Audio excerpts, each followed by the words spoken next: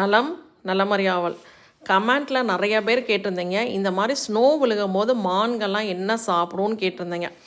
Snow விழுக ஆரம்பிச்சிச்சு 2 நாளைக்கு முன்னாடி. அப்போ தான் வெளியே ஸ்னோ பார்க்க போகும்போது தான் எங்கள் பக்கத்து வீட்டில் இந்த மான்கள்லாம் எவர் கிரீன் ட்ரீன்னு இருக்கும். இந்த நம்ம ஊரில் கிறிஸ்மஸ் ட்ரீம்பாங்க, இல்லாட்டி ஒரு மாதிரி எவ்வளோ வின்ட்ரு வந்தாலுமே அந்த செடி க்ரீனாகவே இருக்கும். அந்த மரம்லாம், அந்த மரம் இலையெல்லாம் ஜென்ரலி மான்கள் சாப்பிடாது.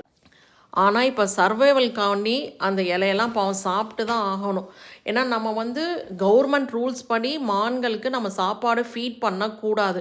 ஏன்னா அதெல்லாம் வைல்டு அனிமல்ஸ் இல்லையா, அது அவங்களா தான் ஹண்ட் பண்ணி சாப்பிடணும் அப்படின்ட்டு நம்ம பண்ணக்கூடாது ஜென்ரலி. அதுக்கப்புறம் யார் ஸ்னோலாம் க்ளீன் பண்ணுவாங்கன்னு கமெண்ட்டில் கேட்டிருந்தேங்க. நீங்கள் மெயின்டெனன்ஸ் ஃபீஸு கட்டுறீங்கன்னா மெயின்டெனன்ஸ் ஆஃபீஸ்லேருந்து க்ளீன் பண்ணிடுவாங்க.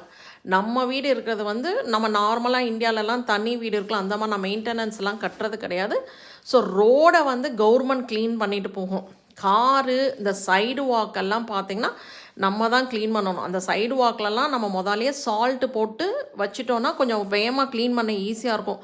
யாராவது கீழே விழுந்தாங்கன்னா யார் வீட்டு முன்னாடி விழுந்தாங்களோ அவங்க தான் நம்ம ஹாஸ்பிட்டலுக்கு எல்லாத்துக்கும் பே பண்ணணும். ஸோ அதனால் நாங்கள் சீக்கிரமாகவே எல்லாம் க்ளீன் பண்ணிடுவோம். Thank you so much friends for வாட்சிங்.